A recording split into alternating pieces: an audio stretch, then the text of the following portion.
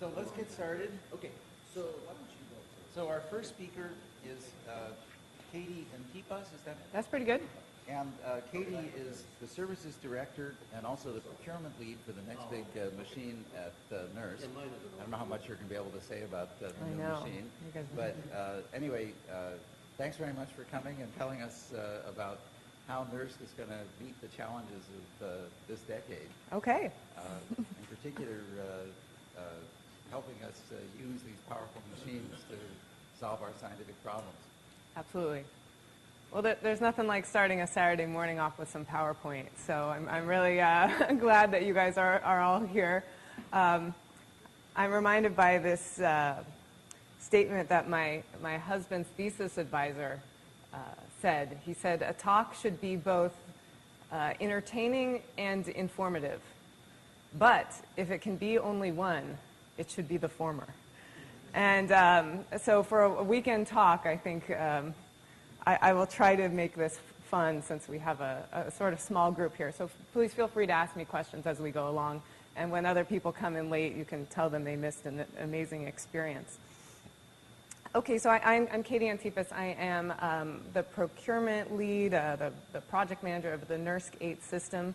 At NERSC, we name our systems in numbers. So NERSC 1, NERSC 2, NERSC 3, NERSC 4, NERSC 5, NERSC 6, NERSC 7, and NERSC 8. And I'm also the services department head at NERSC. And so there's a few groups in NERSC under me, the user services group. So if you have problems, that's the group that you're working with. An advanced technology group that's working on the next generation systems that we bring in, as well as a data and analytics group too. So how many people here are NERSC users? Oh, okay. So this is great. Then I don't have to tell you too much about what we do. We are the primary computing facility for the Department of Energy Office of Science. And so you can see the breakdown of time on our systems over here. You guys are HEP with a touch of NP. You can never quite tell, a little bit over there. And so right now we have over 5,000 users of NERSC across 700 different projects.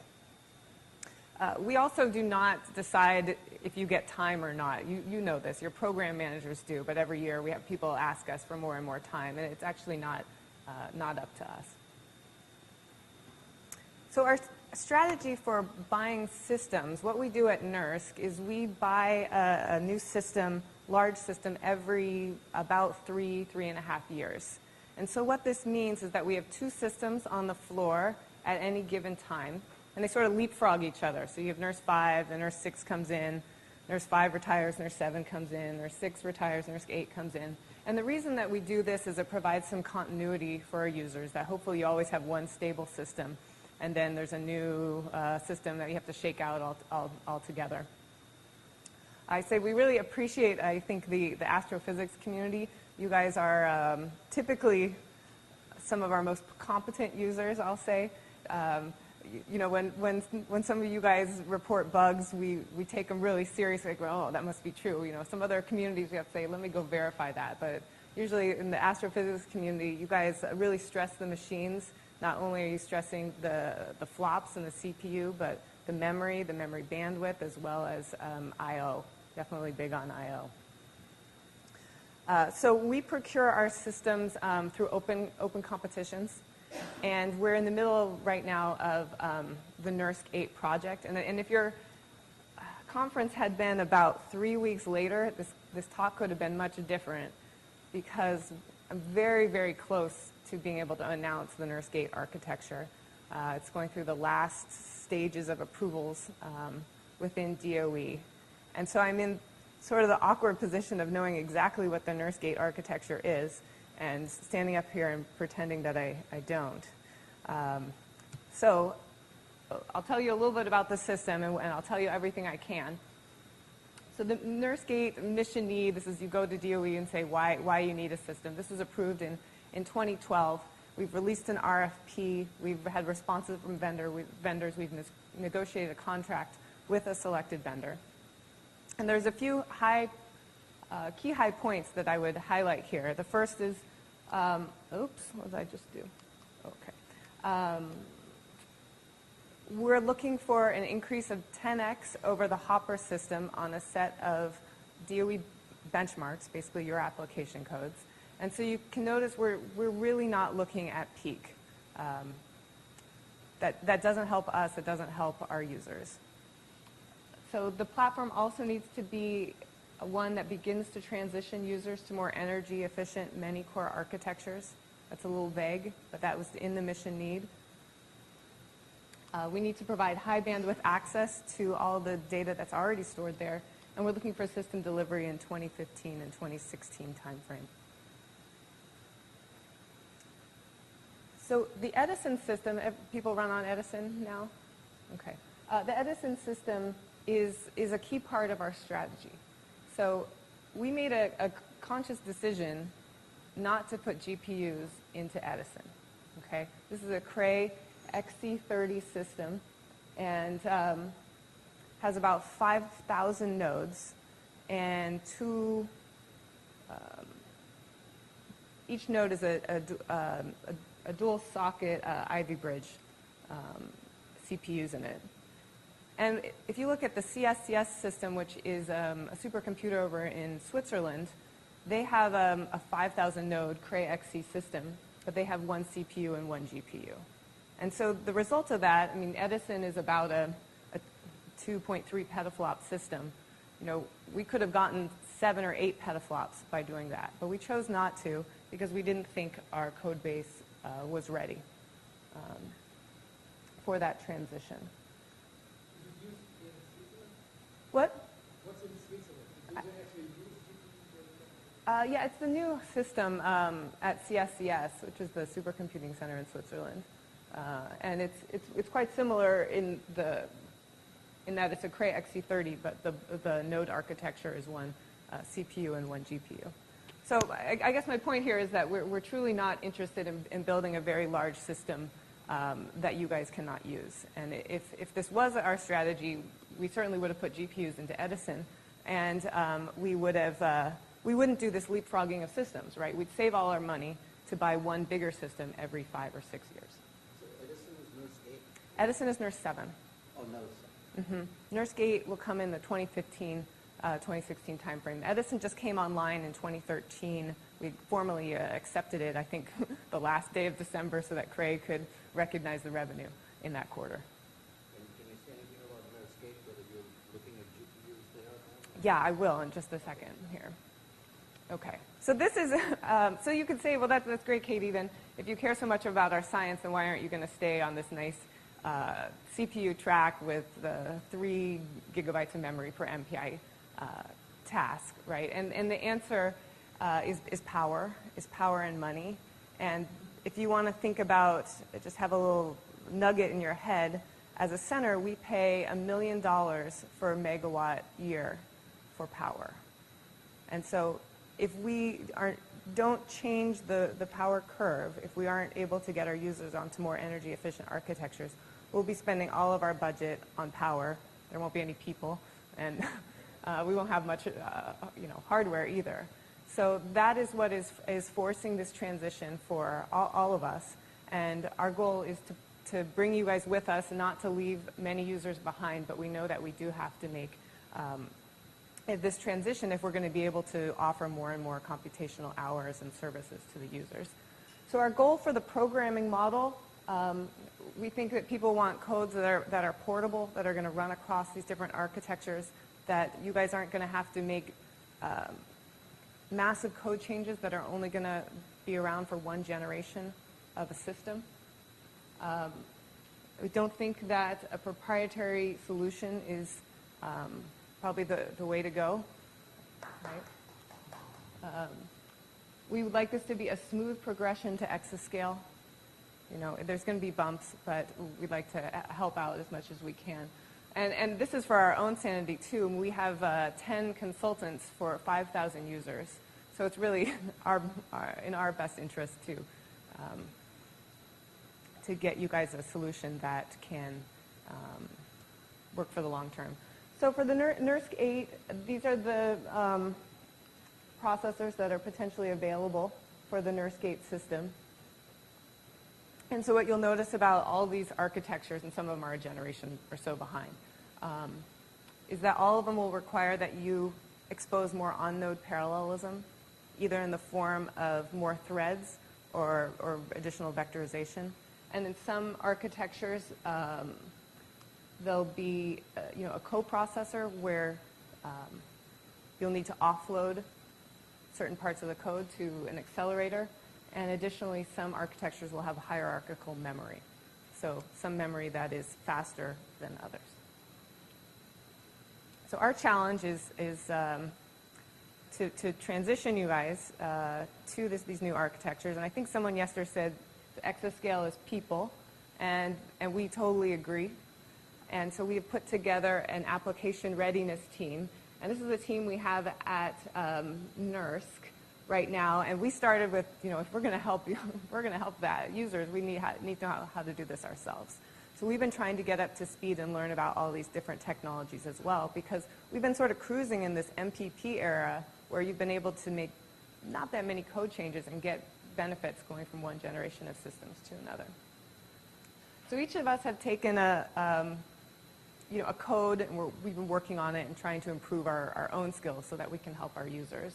And the key point we want to tell our users, though, is if you do nothing, your MPI-only code, well, we hope it will run, right? Our goal is that it will run.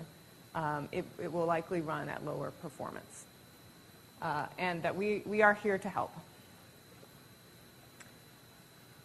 The story we've been telling our DOE program managers is, we can do this because if you look at the NERSC distribution of applications that run on our systems, they're actually quite concentrated. So we have about 600 different codes that run at NERSC. Okay, so this pie chart is about 600 different codes, and they're across all science areas. But 10 of these codes make up about 50% of the workload.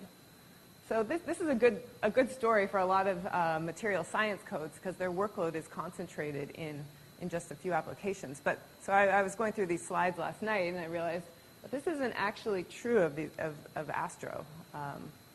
I think you guys are much more distributed and many of your codes are over here. So I was listening to some of the talks yesterday. I also went through some of the codes that we know on our system, and I pulled all of these out as some of the codes that run at NERSC. I actually would appreciate if you guys would send me a little email if you have other major codes. I don't care if you run a little tiny bit, but major codes that I don't have up here. And so the way we make this pie chart is I actually look at we look at your executable name. That's what we capture from your command line, and we assign it to, we can see how many hours were run. So if you use a really weird executable name, it's very hard for us to actually make this pie chart. And so all the ones in black I've got. I know how their executable names match up to actually the code name. If you're running one of these other ones, if you could just shoot me an email and tell me what the executable name is, that would help me. People put all sorts of weird things in there. We've gotten rid of the A.outs, but there's still there's not that many anymore. But some people do weird things with the date and with X. So X dot the date dot the compiler dot the, and so if it's the date, then I have to sort of add them all up into the same code. There's someone who runs an executable called Big Science, which I love. It's Big Science. I think it's the Fusion guys, but it's something far out there. Okay, so that would actually help me a lot, is if you were running any of these codes at NERSC and I don't know what they are, they're probably somewhere over here. And well, sure. Yeah, Madam Toast, actually, that's Julian's, I think. And I've always figured that stands for something. Okay. Okay, so for our application readiness effort, I took all the proprietary things that give away what the architecture is. But we are planning a really robust effort. So we have some pretty extensive partnerships with the vendor, and we're going to be doing deep dives with the vendor and also with the chip vendor.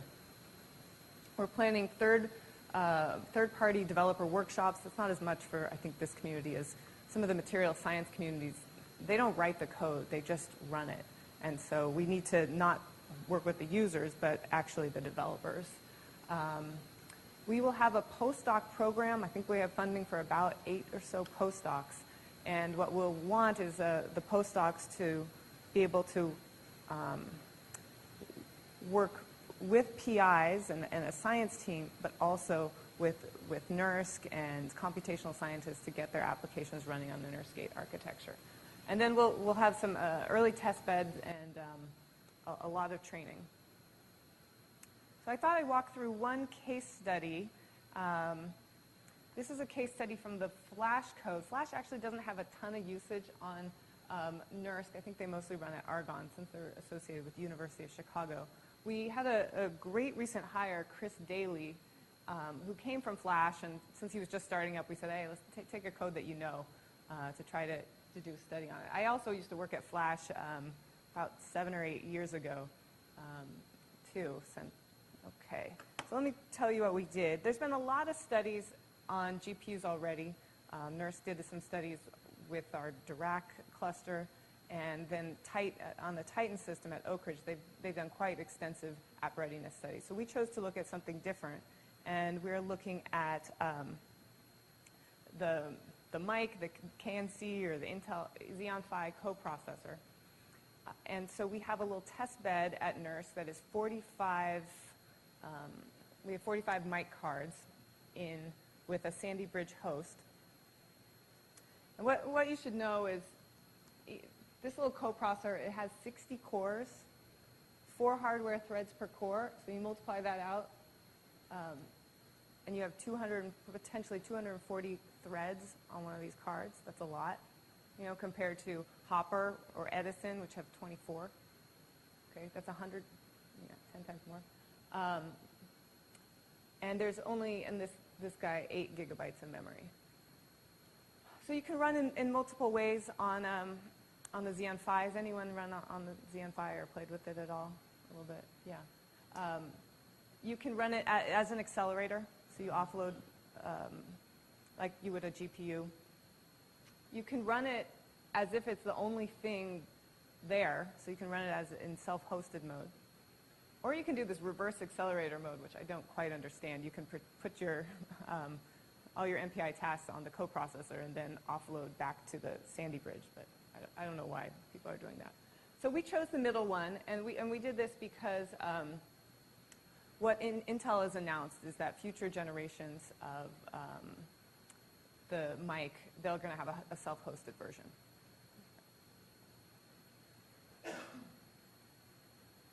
Okay, and this is a touch about Flash. Let me just get to the point, since you guys know astrophysics, is there is we did a really small test. It's like a Sadov explosion, and it was not using AMR. It's just a uniform grid. And so just a little test problem that looks like it's a 100 cubed problem. Okay, so we're running on the Xeon Phi as if it is the main processor. So we're totally ignoring the Sandy Bridge. Okay, so what do we see? This is not great, right? The Xeon Phi is taking about almost 18 seconds. A single Sandy Bridge is about half that. And then 2 Sandy Bridge is significantly better.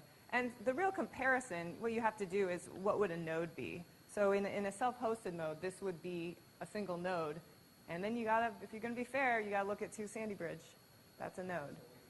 Yeah, right? You have to be fair. You can't say, oh, I'm just going to look at this one, because what you'd be buying would be something like an Edison node versus, a single Xeon Phi node. What? Oh, what was I doing? Was I going here? Yeah. Oh, okay. I'm just wandering around here. Yeah. Okay. So this is Chris Daly's work, and I was looking over it last night, so I'm going to look at it with you. So one thing we're telling, folks if they're running on the Xeon Phi is you've got to figure out where is your optimal parallelism. So first of all, you need to have OpenMP in the code. Okay? If you try to run MPI only, you may run out of memory, and we saw a lot of people running into that case. So what Chris has done here is he's fixed the number of threads. So let's just look at the purple line. Okay, let's just only look at the purple line. And what he's saying is, on the entire purple line, this is 60-way MPI plus OpenMP. So it's constant number of threads. And then he's varying the number of MPI tasks versus the number of OpenMP threads. Okay. I hate it when people go through graphs too quickly. I never can catch up. So in this case, this is MPI only. Okay? And so then here, he's running 30 MPI tasks, each with 2 OpenMP threads. You guys get the gist? Okay. Okay, good. You're faster than I was. I looked at this for a long time last night. So, and then he looked at 120-way parallelism, 180, and 240. Same idea for each line. So what he found is that the best case is down here. So 120-way threading. Remember, there's 240 on this whole card. And so in this case, he has 12 MPI or 10 MPI tasks with 12 threads each. So he's somewhere down here, right? So he's not using MPI everywhere.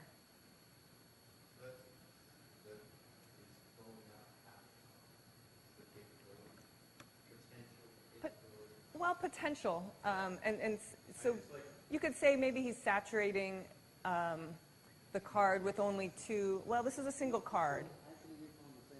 Yeah. Does that make sense given the way the cores are configured? I mean, like, I sort of understand it on Edison and Hopper, the way the human nodes are. Does this make sense for this part? Yeah, I think it makes sense for this, this code. Yeah. So he's saturating. That's exactly right. So that's why 1 or 2 steps per core of the 64. One is too little generally, and 2 is about right. It depends on the core. But we find that that's about where we be. Yes. So there's so much, for this code, there's a lot of memory access, so the extra threads don't help here. Because those extra threads are, in fact, they probably actually start to hurt, because the extra threads would be this blue line. That would be the difference between 2 and 4 threads, or double the number of threads. Okay. Okay, so then he's wondering why, trying to figure out why the code didn't run so fast on this Xeon Phi architecture. And he's looking at his OpenMP implementation. He says, well, maybe my OpenMP implementation is bad. Maybe it's not scaling well. And if you have perfect scaling, your OpenMP implementation, right, would be this line here. And so he looked, and the OpenMP implementation wasn't perfect, but it wasn't that bad. So at this case, where he had 10 OpenMP threads, which is about where we said he would be running, he's about 75% efficient.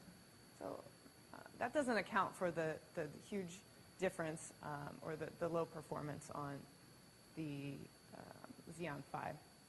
So what else could be going wrong? Okay, so then this is your teaser. So some of the first systems I ran on ASCII white, I ran on ASCII pink, and I didn't really think very much about vectorization, to be honest, right? People came before me that worked on the big vector machines. They thought about vectorization all the time. And what's really important on these architectures, whether it's the Xeon Phi, a GPU, or even an Ivy Bridge node, is that you take advantage of the longer vector unit. And so the Xeon Phi has a vector unit for 8 double precision ops concurrently. Okay, so then we're going to look and see, okay, oh, this is a good one too. So this is a slide put together by Jack Deslip, who I'm not sure if anyone knows. So he's a Berkeley PhD in physics. And so when he wrote his code, he realized, this is a smart guy, really sharp guy, that he was doing some things that broke his code, right? And for people I know who program vector processors, this is like, well, duh, you guys all know this. But if you didn't, if you started your code in the 2000s or so, you may not have thought of these things. And so one is loop dependencies, right? This will kill vectorization. And the other, and Jack said, I thought I was being so clever, right? He put this if statement within his loop and said, well, why would I do extra work if I don't need to? So this was if a of I was less than x, just go to the next loop iteration. And what he found, if you take this out, even if you do more work, right, you're going to get the benefits of vectorization. So you can look for these things that might be in your code that are going to hurt performance. Okay, so back to Flash. So you can, with a compiler flag, turn vectorization on or off, right? And so this is what Chris did, as he turned, the red is no vectorization. And what we see is not good, right? The red line is faster than the blue line that has vectorization. I mean, there's something weird going on here. There's actually no benefit from vectorization. In fact, it's worse. And so what Chris looked at is this is the data structure in Flash, is that you have your array, and it has, for your array for your grid cell, and you have density that's sitting right next to pressure, that's sitting next to velocity, velocity x, y, z, all sorts of things. And this completely breaks the vectorization because it's not doing the same operation on every point here. So Flash, and I actually helped write this version of the code, which I realized, it would have to be totally rewritten, was not vectorizing at all. So Chris took a little kernel, and instead of making density sit next to temperature and pressure in his array, he broke up the arrays into density, temperature, pressure, and so that vectorization could then be beneficial on these arrays. So this is on a little test problem, but these data structures are throughout the Flash code. I mean, to make this change is a massive code operation. And that sort of indicates what some of the things our users might have to go through in order to take advantage of these architectures. So then he tested the new code compared to the old code. So the blue and the purple, this is the baseline code, and vectorization basically made no difference, right? And he's running on the Xeon Phi. He also looked at Ivy Bridge and a BGQ. Then he restructured the code, the data structures, that's the red. And now when he turns vectorization on in the green, he sees a large improvement. And I think what's a good story, at least, is if you're going to do all this work, it actually helped you on these different systems as well. What improvement for the new code without turning on vectorization? What was the gain there? Actually, that's a good question. Yeah, I bet that's it. Why is this? We've had SSE for, 15 years now? So vectorization has been an advantage that long. It has, but, and that's true because you see, this is just the Ivy Bridge. No one took the time to do it. I mean, I don't know. People, but you see, if you backport that code, you're getting benefits on all. They weren't long. For my code, it was a factor of 4 in 2002 going to SSE. Oh, okay. So now it's a factor of 32 potentially at Haswell, and more for GPUs. Yeah. The thing has to go to a factor of 10 before I think so. Yeah. Yeah, I think so. Whether or not we do things cell by cell or extensively, whether you do it on lengths of arrays. And I feel like this slide needs to be sent to that analyst right now. Okay. Well, I'm going to give the presentation to someone. So what I think you should do is take these performance improvements, Uh-huh. okay? Take a typical allocation for code like Flash. Oh, right. And multiply it by their cost of megawatt hours over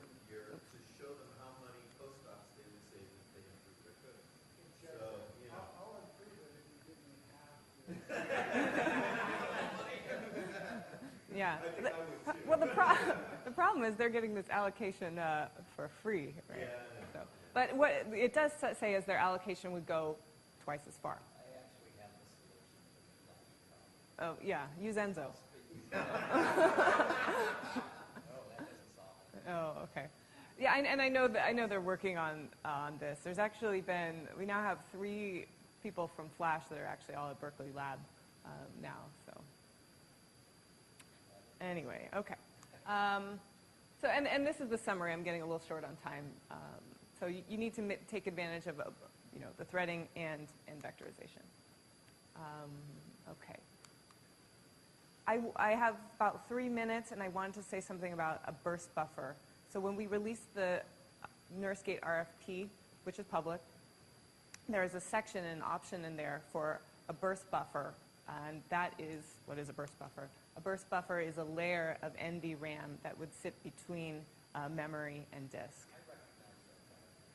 Yeah, I know, and it's not, it did? Oh, I'm sorry, it's not attributed. Well, did you give it to Lannel? Because we got from Lannel. That was in the board proposal. Oh, man. It's been widely It's stolen? Okay. Yeah, I stole it from Lannel. So, and the reason why we would do this is because the price of flash can provide a significant increase in bandwidth for our users, even though it wouldn't provide the capacity. So we're looking for the flash to provide the bandwidth and the capacity to be provided by disk. Right now we buy disk, and we buy a lot of disk so that we can give you the bandwidth you need to the file system. And you can see this in that we don't actually often buy the highest capacity drives. We'll often buy lower capacity drives, so we need more drives that give you the controllers and the bandwidth that you need out to the file system.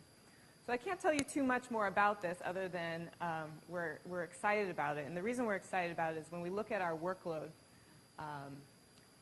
we detect how the traffic going to the Lustre file system by all of our thousands of users. And we see this very bursty nature of our file system, where oftentimes the file system is quiet or empty, and then we see bursts up to peak. And so when you have a big disk file system, you're buying a lot of peak bandwidth that's not used all the time. So I think I will end with this slide and say we are really happy and proud of all the work that you guys are doing on our systems. There's been a number of really high-profile science results that have come out of the astrophysics community just the past few years that have run on NERSC, and these just highlight some of them. And please let us know how we can help you. We will announce the NERSC-8 architecture pretty darn soon, I think a couple weeks. And if you're NERSC users, we will have like a WebEx, a video con with the slides. So I encourage you all to get on for that and ask questions. I'll be able to tell you a lot more. Yeah, that's why I said your conference is just a few weeks too early. Yeah, we're pretty close. Okay. We should announce it on the NERSC list, and then if you're here at Berkeley Lab, we'll also do a NERSC-8 for Berkeley Lab talk as well. So anyway. When will the machine be on the floor? So the RFP states the 2015-2016 timeframe, which goes with our cadence, right? Every 3 years we buy a new system. Edison just came online, so that's about the right thing. Okay, any other questions? I would just ask the question, were you happy with the responses you got? I think so. I mean, we all wish, I think, there were more vendors. Right. With Intel buying up a lot of what Cray is doing, the announcement with NVIDIA and IBM and their collaboration at supercomputing. I think we were hoping for ARM to come up and AMD make a comeback. I think we want diversity at the chip vendor level, really. Otherwise, we're all going to pay the same. We're going to pay the price for a monopoly chip vendor To the architectures. extent that the performance is being done by Intel, being spread before the database, because they only give the number of those for the delivery. That's it. Yeah. So, you know, that is exactly what the problem is. Right. That is the 900-pound gorilla. Yeah. So, mhm. Startups process of optimizing flash for different architectures. Is that something that needs to be repeated for all of those 500? Yeah. It's a lot of work. And so it's a lot of work. And that's part of the reason we start this early is you'll have a couple years to get codes ready. But we hope that the changes that you make will work on all architectures. So doesn't this kind of set you in a position that NERSC-9 needs to be really compatible with NERSC-8 as far as the codes are concerned, or else you're going to have to rewrite 500 of the codes and extend the system? Yeah, I mean, we're certainly hoping to retain the same programming model and use, I think what the community has to understand is how OpenACC and OpenMP, hopefully you can go back and forth between machines that have either of those. But I don't think they're talking yet. One testbed is the Intel 5 architecture. Do you have other testbeds? We'll announce what we will have for NERSC-8 in a few weeks. We have we call it a Dirac testbed. It's a GPU cluster as well. Yeah, the GPUs are a couple years old. I think they're Fermis. Yeah. Year old or more. Right. Except for those 2 million as well. Right.